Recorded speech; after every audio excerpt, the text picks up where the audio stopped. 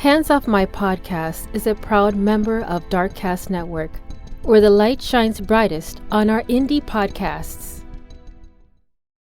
Hola, my beautiful humans. This is Jasmine Castillo. And this is MW.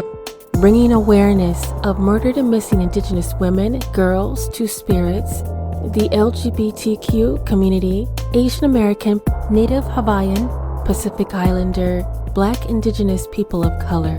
These are their stories. So, welcome to Hands Off My Podcast. Part 1. Angela Green, a mother and a homebody, went missing in 2019. Angela obsessively loved her daughter, but gets into an argument with her. The argument was over her daughter's increased independence. Once the fight reaches the top, Angela asks her daughter to leave the home for the first time. The last time daughter Ellie sees her mom is when she's backing out of the driveway. Through her tears, she watches her mother go back into the house. The circumstances around her disappearance are strange.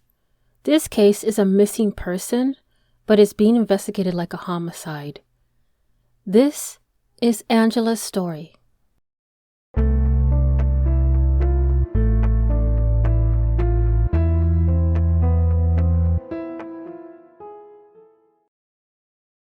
This story was recommended by MW, who is my co-host and researcher/blogger, and of course she has her own podcast called Ominously Positive True Crime. Another true crime podcaster, content creator that is dear to my heart. Thank you. Angela Green, by her family, sometimes called her Angie or Mom. At the time she disappeared, she was 51 years old. She was born in Baoding, Hebei, Xinghua in China, which was just outside of Tianjin, China. April 15, 1968, to parents who were professors. Angela's mother is still living in China, and her father had passed away sometime after the year 2000. Angela's sister, which will go by the initials CG, moved to New York some 10 years earlier to Angela. The two kept a relationship going even as their lives moved apart. CG has two daughters, one of whom, Michelle Guo, advocates for her aunt Angela publicly. One niece is a lawyer and the other is a doctor. Angela had been a proud American citizen for over 20 years. There were some rumors of her having a dual citizenship in China. Angela grew up in China and studied English there as well. She was fluent in Mandarin, but her English was not perfect. And the reason why emphasis on this particular point in her fluency in English will come further down in the story. If you look at a picture of Angela, she was quite a beautiful woman with Asian features, about above average height of 5'7" to 5'9", and weighed below average of around 110 to 115 pounds. She had a light to medium skin tone and a slim body build. Her hair is dark brown and was worn in a long bob with no middle part. In older pictures, she preferred longer styles. Angela's face is a heart with a wide smile, and she is a striking figure. In her photos, she is styled with makeup, earrings, and perfect clothing. MW describes her style as a beauty queen. Angela met her husband, Geoff Green, in Beijing, China during the late 1990s, while she was in her 20s. Geoff Green was working as a mechanic and a car salesman and had learned of Angela through a friend of her parents. They helped set up a date while he was on work trip. The courtship lasted 1 year and through the mail. This was Angela's first marriage, and she wanted to have a family right away. They had a rush marriage ceremony, moving to Kansas quickly on a K-9 visa, and had to be married within 90 days. Angela was aware that Geoff Green did not have a lot of money when she married him. There was something that Geoff left out. and he was not honest with Angela about his age. He was 13 years older than she was, and also did not tell her about his earlier family. The ex-wife was completely surprised by the marriage because he had told no one. There were other troubling signs in the marriage, but they were subtle. They treated each other as co-workers. They were not affectionate. They even slept in separate rooms. Angela had to ask for anything she needed and was conscious of all the money costs. She did not have a credit card or her own bank account. Her sister said that over time, Angela only spoke in English on the phone. Often hear Jeff in the background as if he was always listening. And Angela did not have a job in America, and she chose to stay at home to devote her time to her daughter. This devotion is often described as an obsession that became stronger than the older that Ellie Green became. Ellie said that her mother, quote, gave her life to me in one interview with Access Hollywood. Angela loves her daughter, but was very strict. There were no sleepovers, no parties, no dates, only school, piano, and homework. Angela expected Ellie to strive for perfection, to the point that she didn't even have a cell phone until her senior year of high school. The two were very close anyways. Described as a bit of a tiger mom and who pushed her daughter to be better and better. Angela would take thousands of photos of her daughter, mostly posed around her plants. The backyard was a safe place for the both of them, and they made many memories there together. Ellie is convinced that if her mom is still alive, she would reach out. Angela used to handwrite intricate notes for her daughter daily. MW had done extensive information about her story, and she identified that Angela may have had history of mental health. There was never any official diagnoses. One moment loving and protecting to Ellie, and the other aggressive and mean when Ellie would fail at something. Angela had a temper and would sometimes throw things at an argument. The maternal family described her as temperamental and might not want to talk.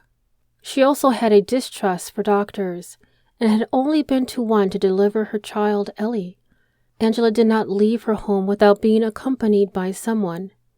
This was usually either Jeff or Ellie, and the reason is partly because of the language barrier. She didn't have deep friendships, but yet neighbors loved her and the work she did around their neighborhood. Angela's ability to look beautiful and put together also made her intimidating. If someone tried to make friends, they were redirected. The family home wasn't the type that you could just stop by and have a play date, and if that was the case, you had to have Jeff's approval. Angela did not use social media. She did not text or even carry a phone with her. Sometimes she kept the home dark and crowded with items. The darkened windows would spur neighborhood rumors that she may have been depressed. Yet overall, Angela was described as a very kind and thoughtful person. A person who was reserved and selfless, and a smart, beautiful woman. On top of that, she was an avid gardener and took care of her yard and the neighborhood free spaces. Some of her favorite plants were hostas, azaleas, and yuccas. Angela could cook and enjoyed cooking dumplings and spring rolls with her daughter. She also did next-level things like taking on extra projects at her daughter's school, making other children's costumes, or bringing lunches for teachers. And during the holidays, she would decorate the area, especially with American flags. Holidays were Angela's specialty, and she would make everything perfect. At the time of her mother's disappearance, Ellie was a freshman or sophomore in college.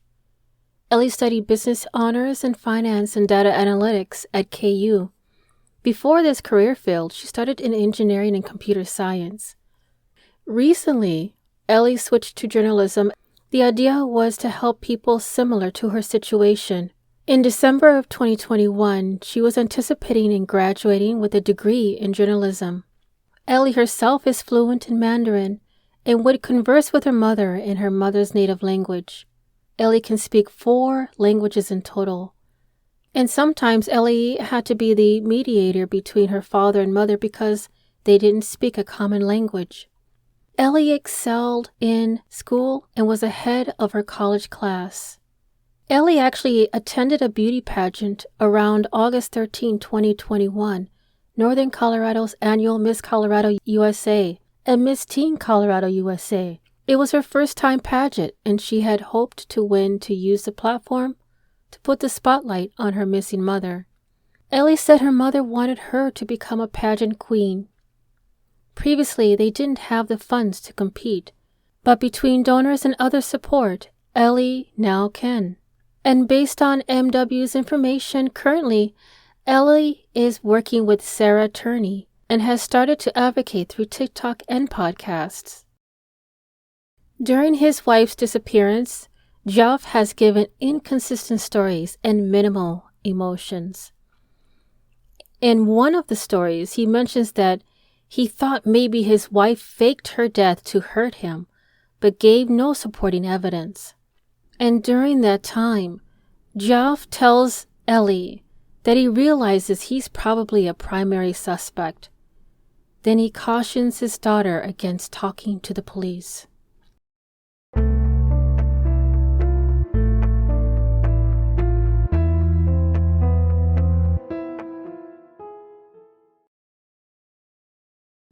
On June 19, 2019, which was a Wednesday around 6 p.m., at the family home just off of Tomahawk Road in Prairie Village, Kansas, Ellie had been home for about 5 days, from having been studying abroad in Italy and Russia for about a year. Angela had been anxious to have her daughter back home and had wanted her to stay home for the summer. Now, according to Ellie, her mother was having trouble coping with her becoming more independent. First, a Ford Fusion in April, then her first boyfriend, then this trip abroad where her mother wasn't able to be part of her daily life. Angela seemed controlling of her daughter and may have tried living vicariously. Now, it is unclear when Angela started her hoarding tendencies, but she had been collecting during Ellie's absence. Also, she lost a drastic amount of weight, becoming more anxious, which prevented her from not sleeping well. And Angela had hinted to her daughter she felt like she was unraveling. This statement was days before the argument occurred. Many sources like to boil the argument that night into a simple mother-daughter fight. The argument lasted hours. It included the father as well. There was some violent explosions, like Angela throwing flowers at her daughter. Ellie couldn't follow why her mother was so angry, and lastly, being kicked out was so unusual. Around 6 p.m., Ellie gets off of work in Kansas City, Missouri. Then she drives and picks up her father from his work and drives home. They were on time and neither early nor late. This was the typical and normal for them. The argument started around 6:30. Angela was unhappy with Ellie, growing up and flexing her independence, telling Ellie that she needs to be more productive and that she didn't like her new blouse. Angela also stressed that she wasn't happy with Ellie's friends. Ellie said she could usually predict how the arguments would go and what caused her mother's anger, but that night she couldn't follow her mother's train of thought. According to Ellie, the argument lasted hours and felt like a roller coaster that slowed down but only went up. Jeff had attempted to calm his wife down during one of these lulls. The house was small, so Ellie heard everything even though she was in her own room. Jeff says things to his wife like, "You seriously need to stop and think about who you're yelling at." Ellie said her father tried to rationalize with Angela because her mother could not at the moment. Now, this is a typical normal behavior for her father, and he had made similar attempts in the past. If the attempt failed, he would become quiet and withdrawn until Angela calmed down on her own. Following the past, Jeff now retreats to another room in the house. He had never become violent with Angela, but he did often threaten to take her into psychiatric care. This night, Ellie says that she thinks her father was trying to stand up for her. Finally, the fight culminates in Angela's telling her daughter to leave the home. Jeff, who was in another part of the home, may have not known the events happening at that moment. Quote, "I don't even know what he thought I would leave." End quote. A statement taken from Ellie on Profiling Evil full interview. In a later release recorded phone call, Ellie is speaking with her father asking questions. She's wanting to know what happened after her mother threw flowers at her and after she left. There was no explanation and neither said why flowers were thrown.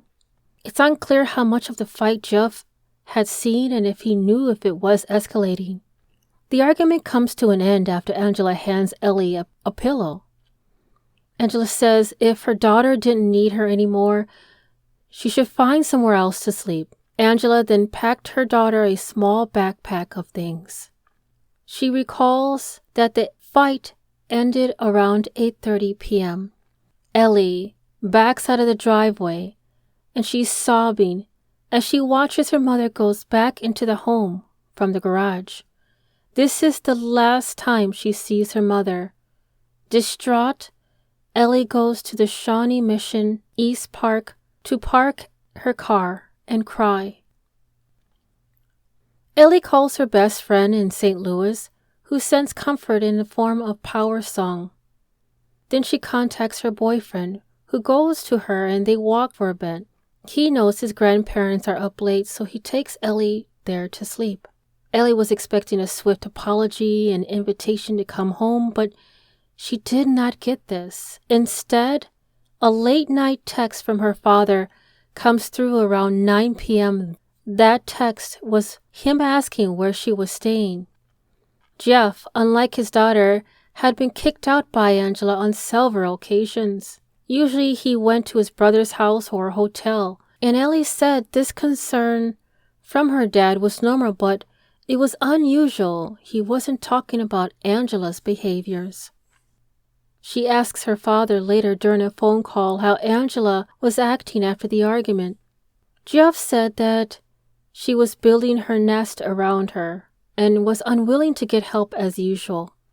This had been building for over a year, and even with encouragement, she would not go to the doctor. Jeff offered to find her any doctor she wanted and get people to go with her if she wanted to. Jeff also mentioned that her eating habits were not good, saying that she was eating handfuls of cheese. On June 20th, 2019, Jeff texts again to let his daughter know he went to his brother's house. They wanted to have her over to talk about Angela. Ellie declines because she did not know if her mother was there or not. Ellie tells him that she has other plans. The paternal family will not confirm or deny the events. They have allegedly stopped talking to Ellie. Now, Ellie's boyfriend's family were under the impression that now both Ellie and Jeff had been kicked out of the home. Her boyfriend's family talked that they all decided to open their homes to Ellie to allow her to stay for however long she needed. She blended right into the family, and it was a joy for them. Her boyfriend's family loves Ellie, but assumed the argument she had would resolve quickly. They didn't want to step in on Ellie's family's toes by bringing Ellie into their family fold. They attempt to reach out to Jeff, but he doesn't want to talk and never ask for details about his daughter. Now, they thought this was quite strange. On June 23rd, this is the day Ellie received a text from her father, and it is unclear who texted whom first.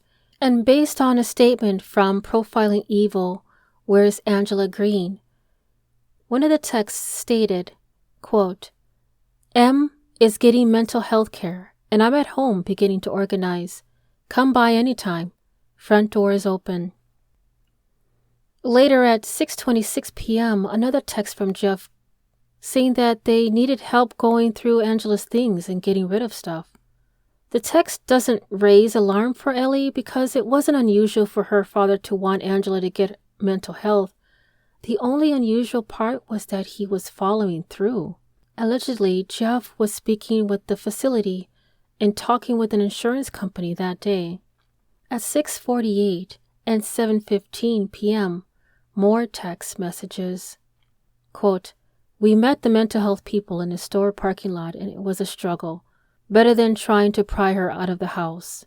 And she always looks good going out, so she did not have the embarrassment of house clothes or untidy house." The next message said, "Oh, don't let anyone know about Mom," including the redacted maternal family name, "until I know more about her condition." Jeff stated, quote, "I didn't want you to think she had run off with some stranger to do something and, I thought it would be, the truth is that she kind of disappeared," end quote. Angela did not leave the house without looking nice and taking her personal items with her like a purse. These items were all left at home. Jeff also is not able to provide information on which store parking lot this exchange took place in. Sometimes he would say Price Chopper, Aldi, or just a store near their home. No information on the health facility either was given. Text from Ellie asking where her mother is being left unanswered. Ellie goes to ask her father in person where her mother's hospital was. The only information he gives is that it's, quote, "down south." Ellie assumed when he meant down south in Johnson County, but now realizes he could have meant anything by that. There are no connections anywhere south that Ellie knows for, except in Florida State. The paternal family lives in Oakland Park, and that area is also considered south. Requests to visit Angela were ignored. Ellie even has her boyfriend's mother ask on her behalf, and that is ignored. Jeff said that he did not want anyone to know about her condition or visit until she was better. Jeff had allegedly visited, and Angela was violent with him and not following her treatment plans. Quote, "Dad said Mom is gone. The door is open. You're welcome to stay here." End quote. And that she had an eerie feeling about the house.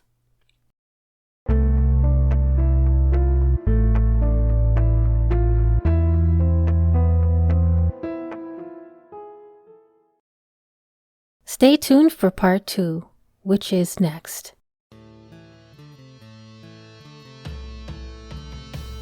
Thank you for listening to Hands Off My Podcast.